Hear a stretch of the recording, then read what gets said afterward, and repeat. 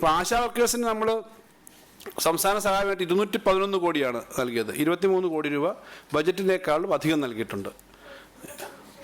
211 കോടി നൽകിയിട്ടുണ്ട്. ബജറ്റിനകത്ത് 188 കോടിയാണ്. അതിനേക്കാളും 23 കോടി രൂപ അധികമായിട്ട് സംസ്ഥാന ഗവൺമെൻറ് അതിന് വകയിരുത്തിയിട്ടുണ്ട്.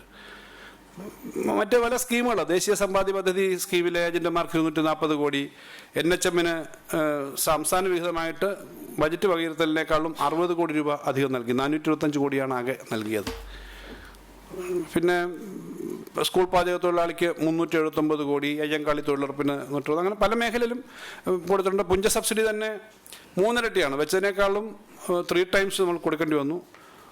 അപ്പോൾ ഇങ്ങനെ ഓരോ മേഖലയിലും, എല്ലാ മേഖലയുടെയും കണക്കുകൾ ഞാൻ എടുത്ത് പറയുന്നില്ല, എല്ലാ മേഖലയിലും ഈ പണമെല്ലാം കൊടുത്തതുകൊണ്ട് തന്നെയാണ് നമുക്ക് വന്നത്. ഇപ്പോൾ കൊച്ചിൻ മെട്രോ സാധാരണ നമ്മുടെ ബഡ്ജറ്റിനകത്ത് വിഹിതം വെച്ചിരുന്നല്ല. മെട്രോ വലിയൊരു ഡെവലപ്മെൻറ്റ് പ്രോജക്റ്റാണ്. 439 കോടി രൂപയാണ് ഈ വർഷം നൽകിയത്. മെട്രോയുടെ അടുത്ത ഫേസ് നടക്കുകയാണ്. 439 കോടി.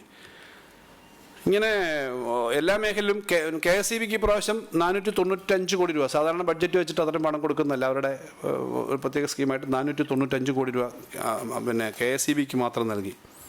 അപ്പോൾ ഇങ്ങനെ എല്ലാ മേഖലയിലും നമ്മൾ ചെയ്തു എന്ന് മാത്രമല്ല, നമ്മൾ കഴിഞ്ഞ നിയമസഭാ സമ്മേളനത്തിൽ റൂൾ 300 അനുസരിച്ച് മുഖ്യമന്ത്രി പറഞ്ഞതും ബഡ്ജറ്റിനകത്ത് പറഞ്ഞു അടക്കമുള്ള കാര്യങ്ങളുണ്ട്. അതിനകത്ത് ജീവനക്കാരുടെ DA കുടിശ്ശിക അനുവദിക്കുന്നതിനുണ്ട്. ഇപ്പോൾ ഈ അടുത്ത മാസത്തേക്കുള്ളത് ഏപ്രിലൊന്നും അല്ല, അടുത്ത ദിവസം മുതൽ ഉള്ളതിൻ്റെ കാര്യം ഓർഡർ ഇറക്കിയിട്ടുണ്ട്. 2 പെൻഷൻ പരിഷ്കരണ കുടിശ്ശികയുടെ ആകെ അവർക്ക് 4 ഗഡുക്കളായി കൊടുക്കുന്നതിനകത്ത് 3 ഗഡു കൊടുത്തിരുന്നു. 1 ഗഡു ബാലൻസ് ഉണ്ടായിരുന്നു. അത് ഈ കഴിഞ്ഞ സാമ്പത്തിക വർഷം 600 കോടി കൊടുത്തു. അവരുടെ ആ കുടിശ്ശികകൾ തീർന്നു. ജീവനക്കാരുടെ DA കുടിശ്ശികയുടെ 2 ഗഡുക്കളുടെ ലോക്കിൻ പീരീഡ് ആയിരുന്നു, അതൊഴിവാക്കി അവർക്കിപ്പം അതെടുക്കാം. ദിവസവേതന കരാറുകാരുടെ 5% എന്നുള്ളത് നമ്മൾ ഉയർത്തിയിട്ടുണ്ട്. അതിൻ്റെ എഫക്റ്റ് വരാൻ പോകുന്നേ ഉള്ളൂ. അധ്യാപകരുടെയും ജീവനക്കാരുടെയും ശമ്പള പരിഷ്കരണ കുടിശ്ശികയുടെ 50% അത് നേരെ PF ലയിപ്പിച്ചു. അത് PF ലയിപ്പിച്ചപ്പോൾ നേരത്തെ ഉള്ളത് റിലീസ് ചെയ്ത് കൊടുത്തു. അപ്പോൾ ക്ഷേമ പെൻഷൻ്റെ നേരത്തെ പറഞ്ഞ ഏറ്റവും വലിയൊരു കുടിശ്ശിക തരുന്ന ക്ഷേമ പെൻഷനാണ്. അതിനകത്ത് 5 ഗഡു ആയിരുന്നു കുടിശ്ശിക ഉണ്ടായിരുന്നത്. അതിനകത്ത് 2 ഗഡു കൊടുത്തു. 3 ഗഡു ഈ വർഷം കൊടുക്കും.